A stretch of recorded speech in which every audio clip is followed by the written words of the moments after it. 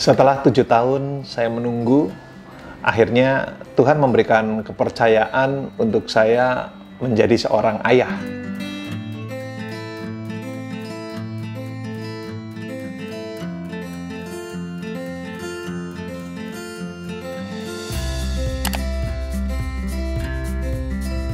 Nama saya Andi, dan sekarang saya tinggal di Yogyakarta. Saya menikah dengan seorang wanita dan saya memiliki 1 orang anak. Di tahun 2006 saya bertemu dengan seorang wanita yang luar biasa, yang akhirnya di tahun 2007 kami memutuskan untuk menikah. Dan tidak seperti pasangan yang mungkin cepat ya mendapat momongan. Kami memang saat itu berdoa dan berharap punya anak, tapi kami menunggu tahun demi tahun, dan isu anak itu tidak pernah membuat kami berantem sih. Karena memang kami belajar dan kami sepakat bahwa kami percaya pernikahan itu sebetulnya tanpa anak sudah utuh.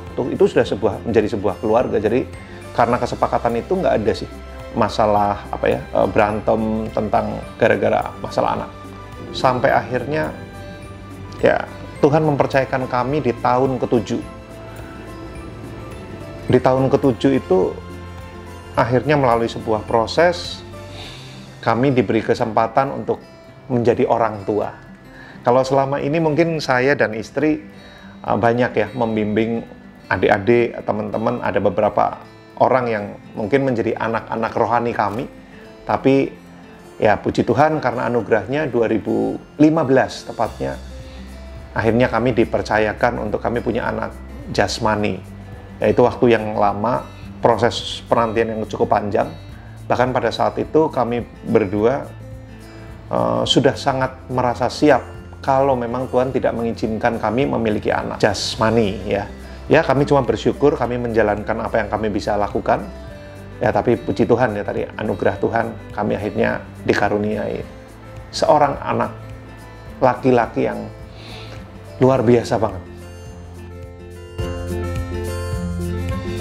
Jadi selama perjalanan 7 tahun pernikahan kami, sekalipun kami belum memiliki anak, tapi sebetulnya kami sering ya bersentuhan dengan anak-anak ya, dengan orang-orang yang akhirnya kami jadi melihat bahwa penting banget untuk kami bisa jadi orang tua yang betul-betul berfungsi buat seorang anak. Dan khususnya sebagai seorang ayah, saya memang sudah sangat-sangat belajar dan saya sudah pernah mengalami menjadi anak. Setelah saya dewasa, saya pernah ada di dalam sebuah dunia yang mungkin dunia yang cukup ngaco lah ya. Banyak hal-hal yang negatif yang saya lakukan. Dan setelah saya dewasa dan saya mulai mencoba untuk merenungkan sebetulnya apa sih yang menjadi pemicu kenapa saya pernah terjebak dalam dunia-dunia yang mungkin tidak seharusnya saya ada di sana ya. Itu adalah karena ada banyak hal yang terlewatkan di masa-masa kecil saya. Jadi ada banyak hal-hal yang tanpa sadar membekas dan melukai saya. Dan akhirnya tanpa sadar yang saya lakukan adalah saya hidup di dalam luka-luka itu. Kesimpulan saya adalah banyak masalah-masalah di dunia ini terjadi yang sumbernya adalah ketidakhadiran seorang ayah. Dan saya nggak mau anak saya bermasalah karena saya tidak hadir buat anak saya. Saya nggak mau sekalipun saya ada secara fisik, tetapi sebetulnya saya nggak hadir buat anak saya. Saya berharap saya bisa menjadi pelatih kehidupan ya, menjadi pelatih kehidupan buat Benji, buat anak saya. Nah disitulah saya melihat bahwa seorang ayah, bukan cuma saya sebetulnya, tapi setiap ayah seharusnya tahu itu, dimana kita bisa menjadi pelatih ya, kita latih anak kita supaya anak saya bisa menjadi orang yang tangguh ya. Tangguh dalam artian gini, tangguh bisa berani untuk menghadapi hidup dan bisa jadi berkat, bisa bermanfaat buat orang banyak. Waktu Benji ulang tahun, sini. Waktu Benji ulang tahun tuh, Benji dikasih uang 300.000. Ya, 300.000 terus kita suruh pilih. Silahkan Ben, mau uangnya buat beli mainan atau buat beli makanan yang nantinya dibagiin buat siapa Ben? Orang miskin. Kita coba latih hati nuraninya Benji kayak gimana sih sebetulnya. Nah saat itu aku sengaja nih, iseng pada saat itu kita pergi ke mall. Aku ajakin Benji, kita ajakin ke tempat mainan ya.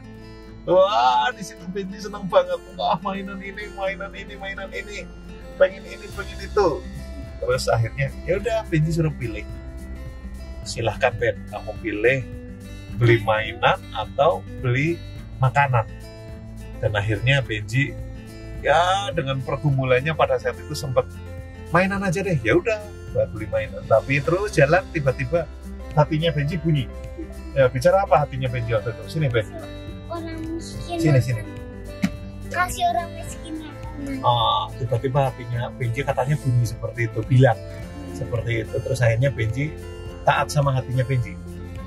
Terus akhirnya uangnya dibeliin nasi box yang kita akhirnya bagikan di jalan.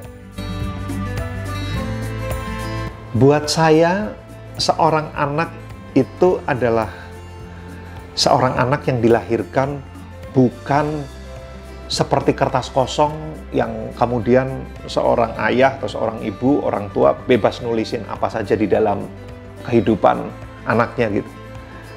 Saya percaya bahwa ketika Tuhan melahirkan seorang anak, ya Tuhan menciptakan seorang anak, kemudian menjadi bagian dari kami, Tuhan itu sudah menciptakan seorang anak ini utuh, termasuk dengan semua potensi-potensi yang dahsyat yang ada dalam kehidupannya. Semuanya sudah ada.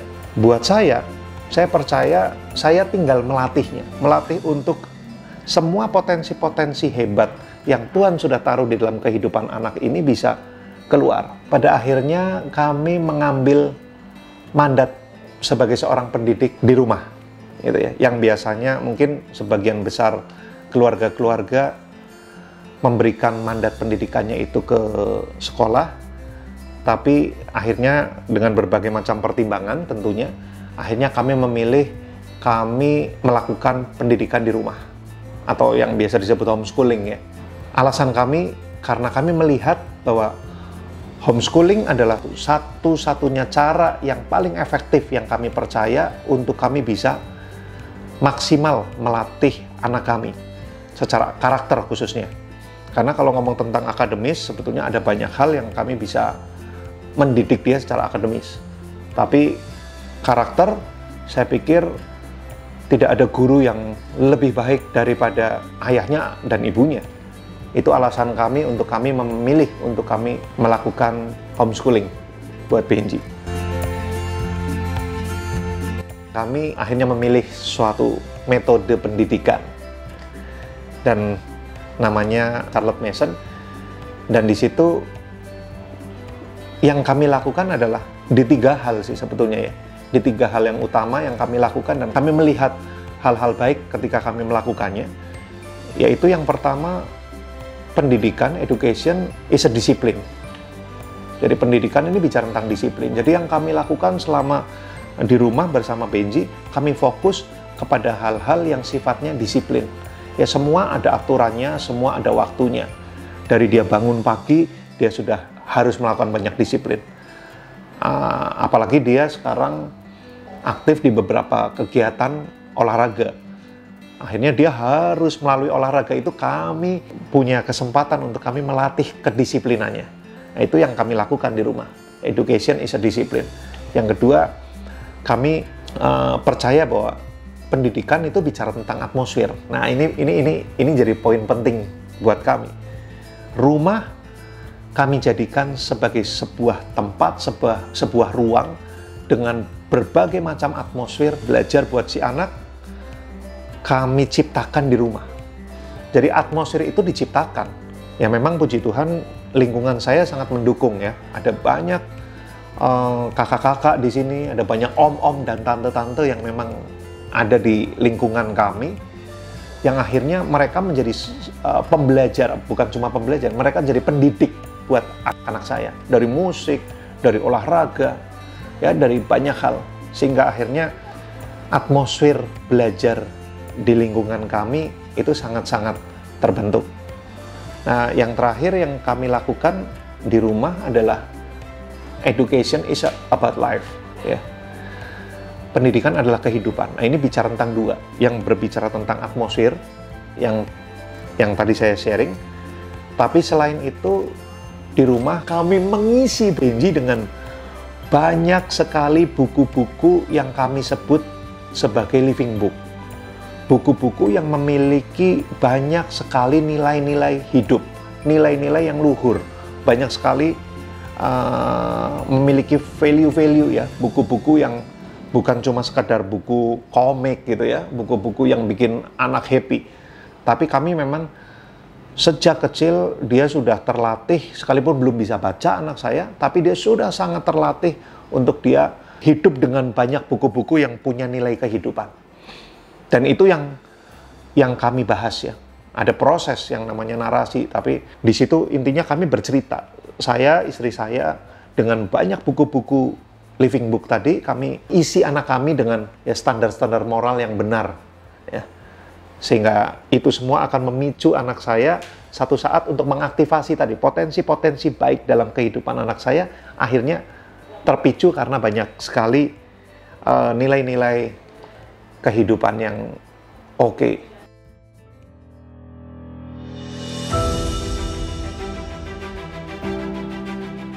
Saya memang menjadikan olahraga sebagai salah satu alat untuk melatih banyak hal dalam kehidupannya Benji.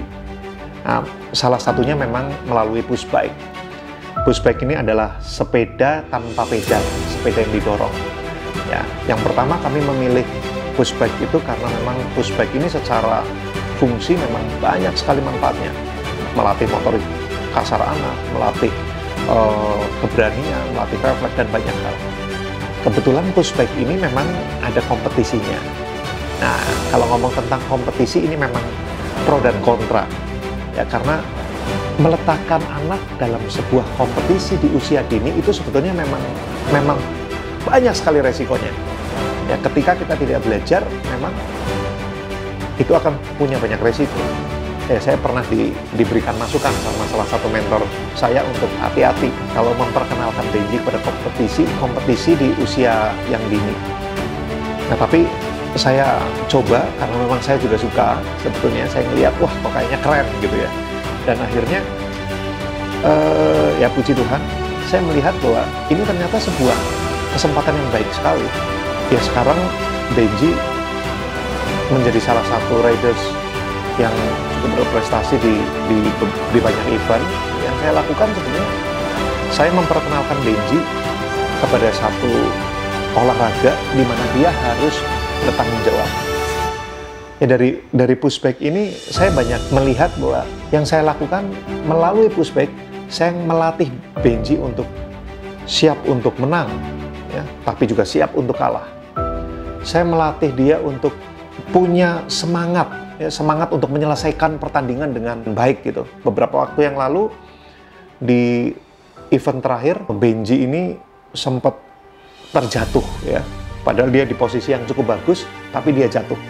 Dan dia bangun, dan dia lanjutkan sampai di garis finish, dan saya melihat dia lakukan dengan terbaik. Dan di situ, ya, saya sebagai seorang ayah pasti sedih, ya. Karena kita sudah latihan, kita sudah persiapkan dengan sebegitu rupa, kita mempersiapkan supaya dia bisa juara gitu ya. Tapi saya di situ bersyukur karena melalui kejadian itu Benji bisa belajar, dia bisa punya sebuah pengalaman yang baru di mana dia harus terjatuh dan dia di situ punya pilihan untuk berhenti atau melanjutkan perjuangannya, dan dia memilih untuk dia melanjutkan perjuangannya sampai akhir. Saya melihat itu adalah pembelajaran yang sangat luar biasa. Itu masuk di education is an atmosphere. Ini jadi atmosfer pembelajaran yang sangat luar biasa buat anak saya. Dan di situ saya juga belajar. Ya, saya juga belajar untuk saya bisa mengapresiasi anak bukan hanya karena prestasinya, tapi karena karakternya. Nah, di situ saya peluk dan saya ngomong sama dia, kamu luar biasa karena kamu sudah lakukan yang terbaik. Jadi saya juga ngomong bahwa kalah atau menang, sayangnya papi dan mami tidak bertambah dan tidak berkurang. Kalau seandainya kamu menang, sayangnya papi dan mami tidak bertambah. Tapi kalau kalah, sayangnya papi dan mami sama Benji juga tidak berkurang. Artinya inilah sebuah pertandingan, yang penting lakukan yang terbaik. Melalui Benji dan kegiatannya ini, saya justru banyak ketemu dengan banyak orang, dengan banyak anak. Di situ saya merasa gitu ya, sekali lagi saya banyak terinspirasi sama banyak hal-hal yang ada di luar saya. Nah, salah satunya saya pernah dengar, ini sebetulnya slogannya Kementerian Perlindungan Anak deh. Dia ngomong semua anak adalah anak kita.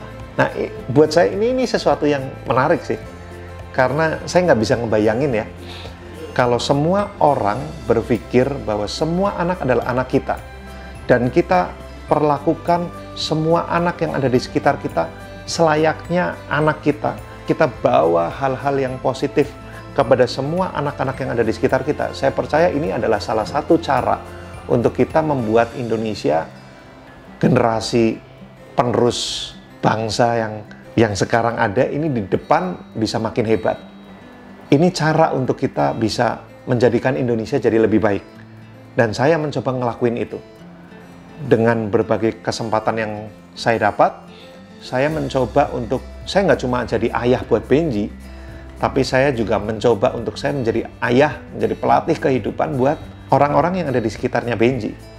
Karena saya percaya ketika saya bisa berdampak buat orang-orang di lingkungannya Benji, buat teman-temannya Benji, itu juga artinya saya sedang menyiapkan sebuah habitat yang oke buat Benji bertumbuh.